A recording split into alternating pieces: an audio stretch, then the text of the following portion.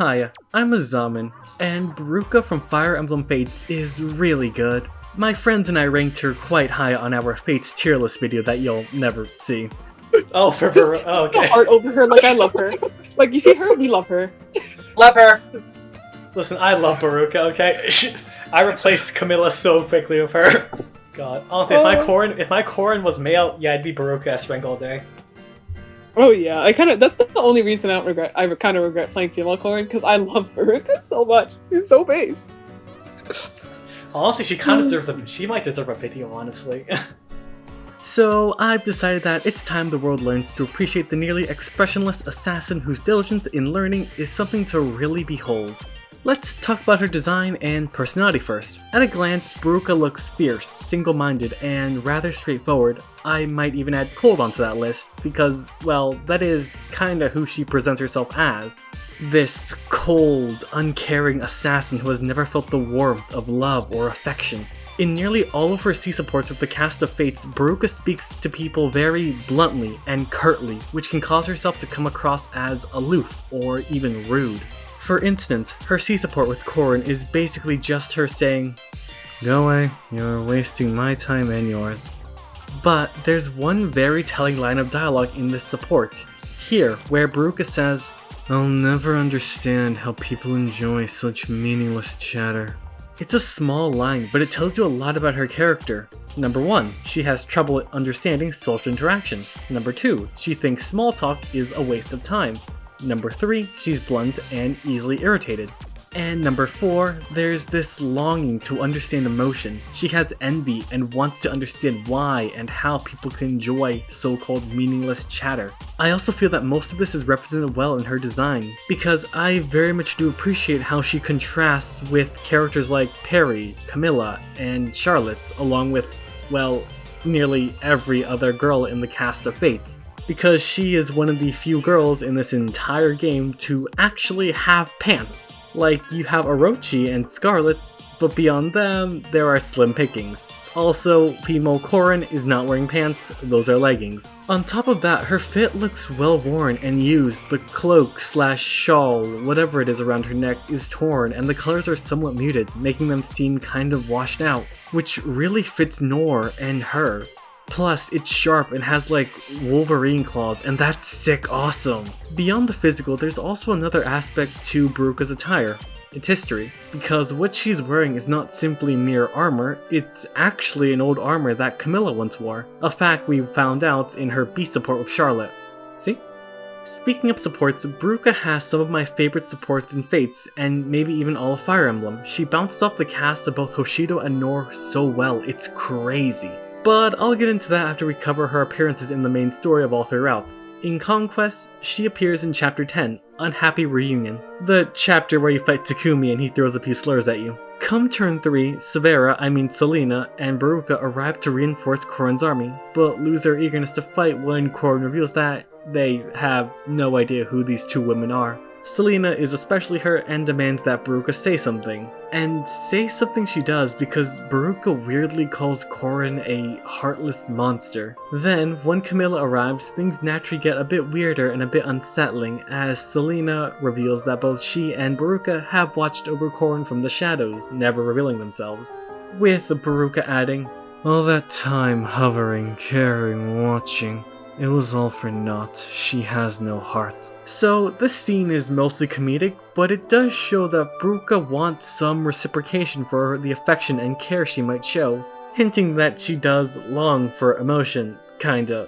However, this type of response is pretty out of character for her, despite what I just said. Like, C-support Beruka would not be saying this stuff. And why is that? Well, listen. I'm gonna break this band-aid off right now. You see, the main story of Fates was written separately from the supports, like by basically 2 different teams. This is why Xander is Xander and basically 2 different characters. My source for this comes from this wonderful video by Faryast where he goes over the topic. On top of that, there's also a very detailed section on this topic in this short video by Shanebrained. Check them out, links are in the description. And that's it for Conquest. On to Birthright, where she has 2 appearances, though as an enemy. Chapter 13, Another Hope. Here, Corrin and the gang are searching for Ryoma in Nor when Camilla finds them first and launches an attack. Beruka shows up and has no lines in the cutscene, but does have battle dialogue where this is said. It's not my place to question orders, but still, I don't understand. What do you mean? Lady Camilla can't stop talking about how much she loves you, and yet she's ordered me to kill you and all of your friends. It's complicated. No matter. My mission is to kill. And I will not fail.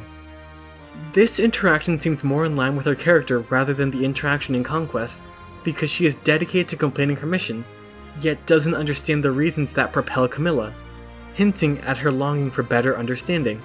And then this kind of just gets repeated in the 23rd chapter when she shows up again. Let's hop over to Revelations.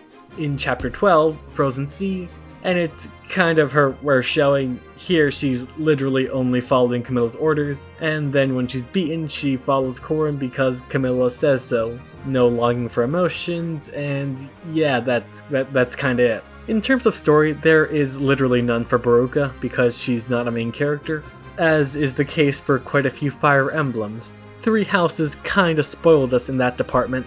Let's get over to the main show, the supports, because the supports are the bread and butter of every Fate side character and about 90% of the reason why I like Beruka. Design covers 10% and gameplay covers the other 9%. Yeah, that's right, it's 110%, figure it out. The supports I'm going to go over are the ones that explain her backstory and reveal her inner personality. So let's start off with a personal favorite of mine, her supports with the best noble in Fates, Leo. This support mainly centers around Leo trying to understand the assassin lifestyle that led to Beruka becoming who she is today. Within it, Beruka reveals that she was raised by a master assassin who never told her his name. He raised her for years as an assassin until the day Beruka killed him, because he was the target of her contract. This utterly shocks Leo, who tries to find a reason to justify why Beruka did this. Maybe Beruka had no other choice and had to accept it? No, she could have refused, but didn't. Okay, maybe she hated her teacher. No, not really. Leo can't find a reason, and Beruka explains that he'll never understand because he keeps trying to factor in emotion, but that's irrelevant in assassin work. This takes us to the A support, and it's weird because Leo says that he fully can't trust Beruka because how can she kill with no emotion? Yet, even with that, Leo still finds Beruka hot. I mean, Leo feels no fear towards her, which confuses Beruka, who mentions that someone could order her to kill Leo. But at that, Leo shows no fear and questions if Beruka wants him to be afraid of her. Beruka's response is, perhaps, and that's weird, macabre, but also sweet in a way only Beruka can be. I'm not trying to be edgy, but fear is an emotion. Beruka wants Leo to feel fear.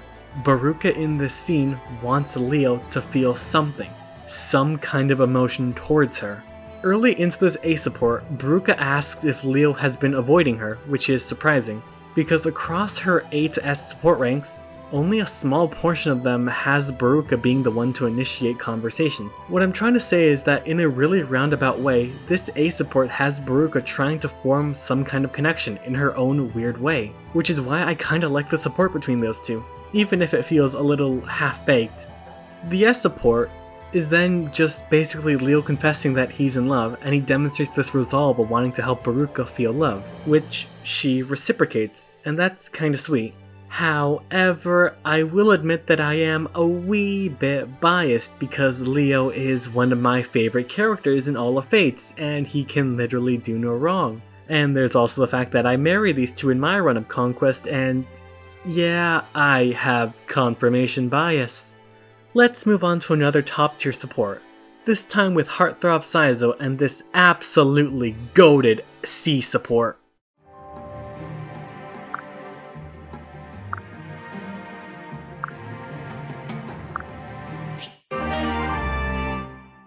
So, funny or localization? We're gonna take a quick hop and skip to Pastebin in order to read a translation of the C support as it was in the original Japanese. Because for whatever reason, the Fates localization team decided that this C support was a no-no. But that's a real shame because this C support is so good, it gives us insight into the mentality of Beruka and Saizo. Two cold assassins who when they finally meet each other, feel like they have someone who can understand them. This C support centers around one key question: how many people have you killed? Beruka's answer is that she stopped keeping track when she became Camilla's retainer. Saizo, on the other hand, never stopped counting and always remembers. This C support ends with them resolving to look after one another. Which brings us to the B and A support, which are phenomenal even in the English version, just with a little less Kino. These two supports revolve around the revelation that Saizo and Beruka perpetuate the needless taking of lives in an endless cycle, going back and forth of constant vengeance. In short, a few years ago, Saizo was hired to kill a noble in Nor. Then that noble's family hired Beruka to kill the Hoshidan noble who put out the hit, which in turn caused the Hoshidan family to have Saizo go and kill the entire Nohirian family. Which to Beruka means that these back and forth killings are utterly pointless because they accomplish literally nothing, and that scares Beruka. When Saizo's going over this cycle that they perpetuated, Beruka covers her ears and doesn't want to hear it. Why? Because it means that there is no meaning to these killings. Beruka wants emotions. We'll get into why in the next support, but she wants them in order to give things meaning, and to give the actions meaning, to explain why people do what they do. But if it perpetuates this endless cycle of killing, then there's just nothing left. And that makes this support so good because Beruka and Saizo can only interact in revelations. And this A support ends with the pair resolving to help Korin break the endless cycle of violence that plagues Fate's Landia. I adore how in this support Beruka is different, because she's in the company of someone who can understand how she must think and feel. The guard she normally has up without realizing is put down. She's able to be somewhat vulnerable. And their S support is just super cute because there's no outright sudden proposal. Instead, it's insinuated by Saizo, who says that when the war is over he wants to have quiet peace with Beruka somewhere quiet, far away, where no one will be able to judge them for their past actions. Moving on from Saizo, let's talk about the gentle big guy of Fates, Benny, because his interactions with Beruka can tell us a bit more about her. On the surface, their C to A supports might seem like a whole bunch of pointless small talk, but it's not. It's two socially awkward people trying to stumble their way through building a friendship. Cause Benny is just trying to make conversation the whole time, but he has no idea what to say. And Beruka isn't very talkative, so it's awkward, it's funny. And it brings some emotion out of Beruka. She gets annoyed, yet because of his persistence, she starts to appreciate his company. Because Benny shows actual concern for her and wants to know how she's feeling. And how is Beruka feeling? She doesn't know. She doesn't know how to answer. But because Benny is patient and willing to wait alongside her until the day she can answer, she likes it. It's this quiet, passive longing that we see throughout this support that makes Beruka so interesting. She has this desire in so many of her interactions where she says that she can't feel. Benny here in this support is proof that Beruka is not alone, and the presence of others can have a huge impact on how people view things. It can change one's own perceptions. And that's vital, because Beruka's perception of herself is that she's an inhuman monster who was never raised as a human. The man who raised her only raised her as an assassin, as a killer, someone with no remorse, nothing more than a killing machine. Yet this perception of Beruka is challenged in her supports with Oboro, where in ranks C and B, we see Beruka fleeing Oboro and being hesitant to tell her that Beruka's mentor, the man who raised her, is the very same one who killed Oboro's parents. With what I've been telling you about Beruka, it's kind of weird that she would, try to avoid Oboro instead of just telling her outright. She's a blunt person. She tells people directly that she'll kill them if she gets a contract, so why would she avoid Oboro? Beruka says that it's because she needed time to gather her thoughts. However, I, as a Zamen, thinks that it was to figure out how she was feeling upon seeing Oboro. She was trying to figure out how to process remorse, which is shown through how Beruka tries to help Oboro by saying that she'll just let Oboro kill her so that she can have recompense. In act of atonement, Beruka felt bad, and this is how she can best express it. Which, like I said earlier, is quite macabre. I think Beruka is super interesting. I always love the trope of an emotionless character who is trying to learn, especially when the character isn't stupid. Some of her interactions and lack of understanding are played for comedic effect, just look at her supports with the best man in the army, Jacob. However, combine that with her genuine but subtle desire to be more human, and you get a great character who shows why Fire Emblem's support system is a wonderful storytelling mechanic. Beruka has no plot relevance. Hell, she has less relevance than Lapis. But through her supports you get a very expanded backstory, and the ability to understand what motivates and drives this assassin. Plus, guys, I can fix her! That will wrap up this video. Fates, for its flaws, is still really good and has a wonderful cast. But let's take a step away from that so I can mention how this channel has officially been around for over a year now, and that is so exciting. I didn't think I would manage to commit this long, but I did it! And I'm at 100 subs now, and that's so cool. I'm looking forward to the next year, and I am super excited for how this channel is going to grow, along with how much better I'll be next year, because I like to think that my videos have only gotten better since I've started. Anyway, I have been a Zamen, and thank you very much for watching this video, and consider sticking around if you don't hate my voice. My sole goal here is to improve my writing, editing, and speaking as I go on. Goodbye.